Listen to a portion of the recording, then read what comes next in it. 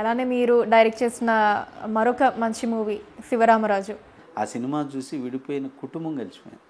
శివరాం ఒక 50 మంది ఉన్న ఫ్యామిలీ విడిపోయారు 10 సంవత్సరాల క్రితం.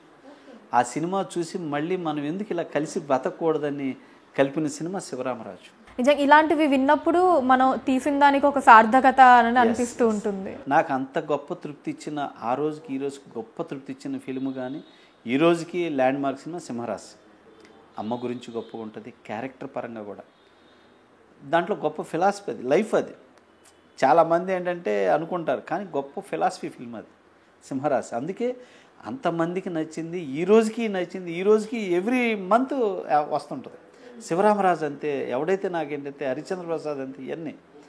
ఆ తరువాత శివరామరాజులో ఆ కథకి వాటన్నిటి కనెక్ట్ అయింది ఏంటంటే, భార్యని మనం సెలెక్ట్ చేసుకుంటాం, స్నేహితులను మనం సెలెక్ట్ చేసుకుంటాం, ఇంకో లైఫ్ని మనం సెలెక్ట్ చేసుకుంటాం, ప్రతిదీ మనం చూస్ చేసుకుంటాం.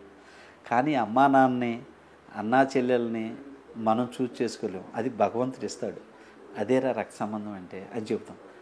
అంత ఇన్స్పిరేషన్ ఉన్న ఫిల్మ్ అది శివరామరాజు.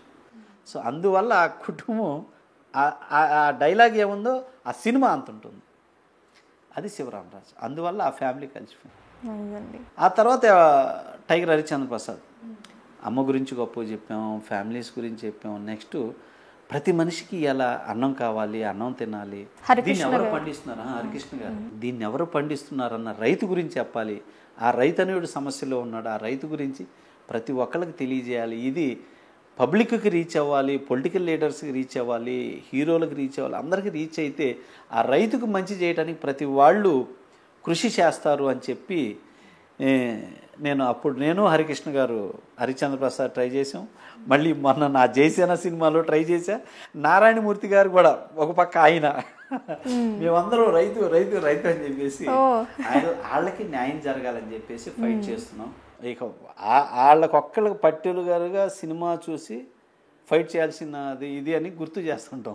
సో ఖచ్చితంగా ఈ టైగర్ హరిశ్చంద్ర ప్రసాద్ మూవీ గురించి మాట్లాడుకుందాం. బిఫోర్ దట్ ఈ శివరామరాజు మూవీకి సంబంధించి ఇంకొకటి మాట్లాడుకోవాల్సిన అంశం ఏంటి అంటే, నాకు తెలిసి గుర్తున్నంత వరకు ఆ మూవీలోదే అనుకుంటా కదా, బ్రహ్మానందం గారిది అదో డైలాగ్ ఉంటుంది, వీళ్ళు వచ్చినారు వాళ్ళు ఒక్కసారి, అది సింహరాశిదా? Okay okay, మెరుపుతీగ. అద్భుతం. బ్రహ్మానందం గారు అసలు దానికోసం రిపీట్ ఆడియన్స్ వచ్చారండి. అమ్మ రాజన్న వచ్చినాడు, బామ్మది రామరామ వచ్చినాడు, ఒక్కసారి వచ్చిపోమ్మా మెరుపుతీగ అంటే అమ్మని వెళ్ళిపోతుంది.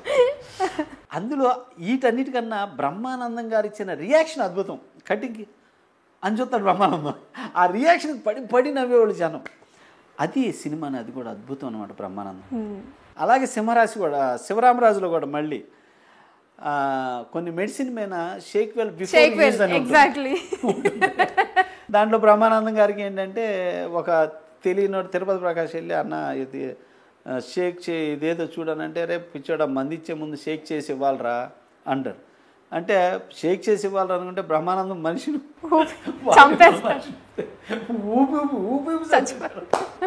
అట్లాగా బ్రహ్మానందం గారి కామెడీ కూడా ఆ సినిమాలకి పెద్ద సెట్, పెద్ద ప్లస్ అయింది. అట్లా ఆయన ఒక అద్భుతమైన కామెడీ పండించిన గొప్ప నటు. సినిమాలు ఎంతోమంది హీరోలకి సక్సెస్లో తను కూడా ఒక సగభాగమైనటువంటి గొప్ప హాస్య నటుడు బ్రహ్మానందం గారు. బ్రహ్మానందం గారికి మీకు ఎలా ఉండేదండి రిలేషన్? ఒక రిలేషను, ఒక అన్నదమ్ములు గొడవ ఇంతే. రే నేను వస్తున్నాను రా, నా షాట్ పెట్టాల్సిందే అంటాడు. 9 ఆయన అందరిని అంతే అంటాడులే. చనువు, బాగా చనువు. వస్తాడు, అరుస్తాడు, సీనీరా అంటాడు, ఓకే ఇది అన్నాడు, సరే ఓకే అంటాడు. మళ్ళీ ఇక డైరెక్ట్ చెప్పినట్టు చేస్తాడు. అన్న ఇది కాదన్నా, అలాగా చెప్పినట్టు చేస్తాడు. ఒక్కోసారి ఇంప్రూవ్మెంట్ చేస్తాడు, ఇది బాగాలేదురా ఇలా చేద్దామని ఇంప్రూవ్మెంట్ చేస్తాడు. చేసి మళ్ళీ అందరు హీరోలు ఉన్నప్పుడు వచ్చారా, నేను 6ంటికి వెళ్ళిపోవాలి, నన్ను 5:30కు వదిలే ర్యాప్ మేన్ అనమాట. అందుకని హీరోలు అందరూ కూడా తెలిసింది, ముందు ఆయన చేసి పంపిండి బాబు అంటారు.